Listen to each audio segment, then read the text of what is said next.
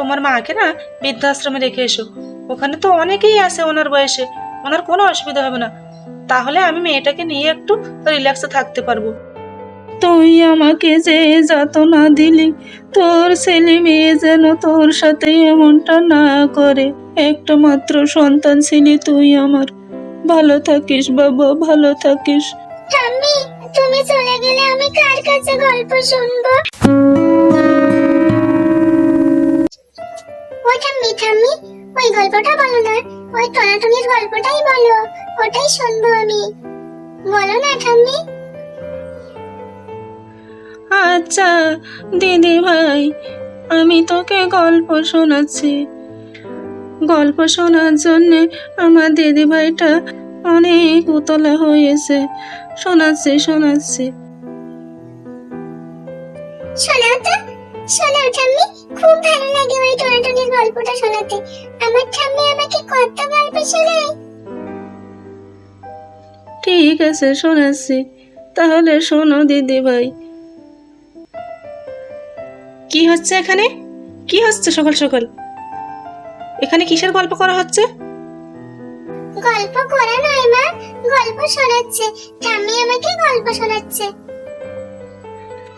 ঠাম্মি তোকে গল্প শোনাচ্ছে মানে? কোনো গল্প শুনতে হবে না। আর এই যে মা, আপনি সকাল সকাল কি শুরু করেছেন বলুন তো? কাজকর্ম সব বাদ দিয়ে আমার মেয়েটাকে নিয়ে পড়েছেন। আমার মেয়ের মাথাটাকে পুরো চিবিয়ে খাচ্ছেন আপনি। কিসের গল্প এখন? ওসব বাদ দিন। পায়েল, তুই এক্ষুনি আমার সাথে আসবি, তা না হলে কিন্তু মার খাবি আমার কাছে। শিগগির গোল থেকে নাম। না না বৌমা, ওকে মেরো না। পায়েল দিদি ভাই, নাম তো নাম, যা মায়ের কাছে যা। আর আমি সব কাজ এক্ষুনি সেরে দিচ্ছি বৌমা। নাও, তুমি দিদি ভাইকে নাও। দিন দিন, আমার মেয়েটাকে দিন তো। সারাদিন অসহ্য যন্ত্রণা, শুধু আবল তাবল গল্প করে। মা, আমি যাব না, ছাড়ো আমাকে, আমি যাব না। চুপ থাক একদম, তা না হলে কানে একটা চড় লাগিয়ে দেবো। শুধু ঠাম্মি আর ঠাম্মি। পায়েল, এক্ষুনি ঘুমিয়ে পড়ো, অনেক রাত হয়ে গিয়েছে। চলো, এখন আমি লাইটটা অফ করে দিচ্ছি। না মা, তোমাকে লাইট অফ করতে হবে না, আমি তোমার কাছে ঘুমাবো না, আমি ঠাম্মির কাছেই ঘুমাবো। ছাড়ো আমাকে। পায়েল, তুই কি বলছিস? শোন। না, আমি শুনবো না। তুমি ঠাম্মিকে সকালে বেশ বকা দিয়েছো, আমি ঠাম্মির কাছেই থাকবো। এ কি, তুমি এখনো ঘুমাওনি যে? অনেক রাত হয়েছে, এখন তো ঘুমিয়ে পড়ো। তোমার চোখে শান্তির ঘুম আছে, তুমি ঘুমাও গিয়ে। আমার ঘুমাতে ইচ্ছা করছে না। আহ তা তো ঘুমাবোই। কেন, অশান্তির আবার কি হলো? আরে এসো তো, শুয়ে পড়ো। পায়েলটা কোথায় গেল আবার? পায়েল কি কখনো আমার কথা শোনে গো? দেখো, তোমার মায়ের কাছে গিয়ে বসে আছে হয়তো। আমি এখানে ওকে ঘুমানোর জন্য নিয়ে আসলাম, আর ও আমার কথা না শুনেই চলে গেল তোমার মায়ের কাছে। তোমার মা তো আমার কাছ থেকে পায়েলটাকে পুরো কেড়েই নিচ্ছে দিন দিন। আমার মেয়েটা আমার কোনো কথাই শোনে না, শুধু ঠাম্মি আর ঠাম্মি। তাতে আর ক্ষতি কি? বাচ্চারা তো ঠাম্মাকে একটু পছন্দ করবে নাকি? তুমি আর ক্ষতিকাতার কি বুঝবে? সারাদিন তো থাকো বাইরে। মেয়েটা সারাদিন পড়ালেখা কিছুই করে না। ওর স্কুলের ম্যাম প্রতিদিন আমাকে নালিশ করে যে ভালো করে পড়াশোনা করে না। তা তুমি তো ওকে একটু ভালো করে সময় দিয়ে পড়ালেই হয়, তাহলে আর বোকা খেতে হয় না ওকে ম্যাডামের কাছে। আমার কি 10টি হাত আছে? সংসারের কাজ করবো না আমি মেয়েকে নিয়ে অত খাটনি করব? সংসারে রান্না বান্না করো, সমস্ত কাজকর্ম গুছিয়ে তারপর মেয়েকে নিয়ে আবার পড়তে বসাও। আমার দ্বারা ওসব হবে না। তার থেকে বলি কি, একটা কাজ করো, তোমার মাকে না বৃদ্ধাশ্রমে রেখে এসো।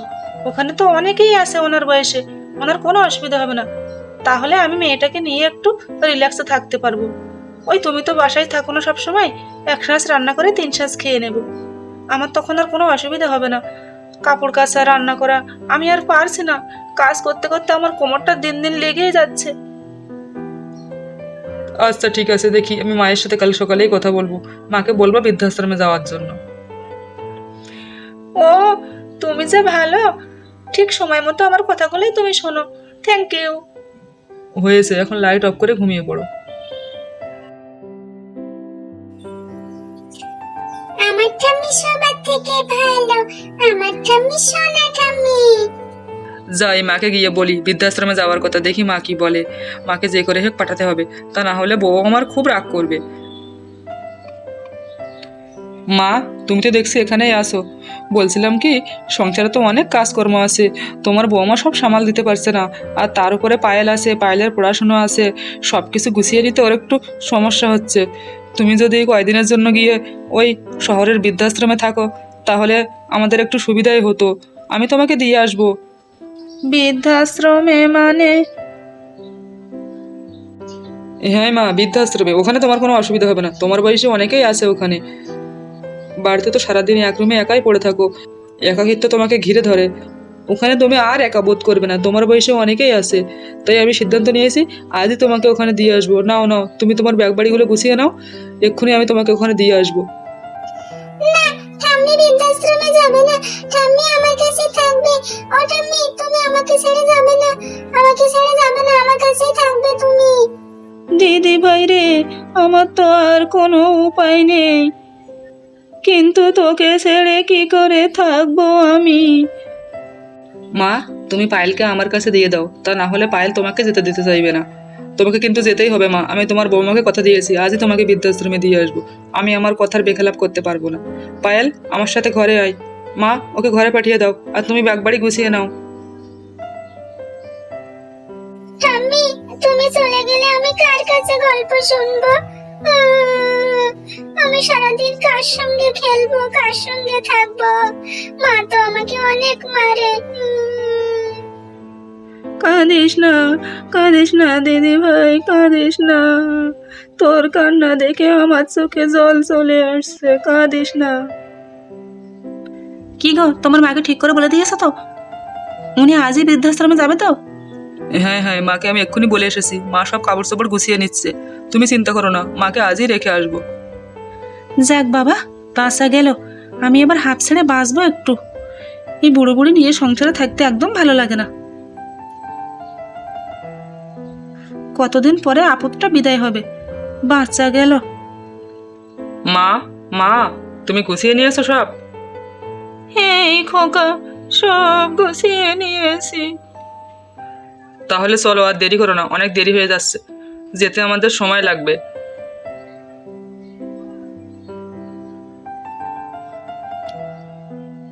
আমার শ্বশুরের ভিটে, স্বামীর ভিটে ছেলে বুড়ো বয়সে আমাকে আজ বৃদ্ধাশ্রমে যেতে হচ্ছে। আমার তো পরানটা ফেটেই যাচ্ছে, কিন্তু কি করব, কপালের লেখন তো আর খণ্ডানো যায় না। আমার কপালে এটাই ছিল বুড়ো বয়সে। ঠাম্মি গো, ঠাম্মি গো, ও ঠাম্মি, তুমি যেও না, যেও না তুমি। ভালো থাকিস দিদি ভাই, ভালো থাকিস। মায়ের সব কথা শুনে চলিস, ভগবান তোর মঙ্গল করুক। মা, এসো, বললাম তো দেরি হয়ে যাচ্ছে। হ্যাঁ বাবা, আসছে। তুইও ভালো থাকিস, তোর কথা খুব মনে পড়বে। একটা মাত্র সন্তান ছিলি তুই আমার। ভালো থাকিস বাবা, ভালো থাকিস। আর হ্যাঁ, এই বৃদ্ধ বয়সে তুই আমাকে যে যাতনা দিলি, তোর ছেলে মেয়ে যেন তোর সাথে এমনটা না করে, আমি এই আশীর্বাদ করে গেলাম তোকে। তা না হলে এই যন্ত্রণা তুই সহ্য করতে পারবি না বাবা। মা, ভবিষ্যতে কি হবে সেটা পরে দেখা যাবে, তুমি এখন এসো আমার সঙ্গে, এসো এসো।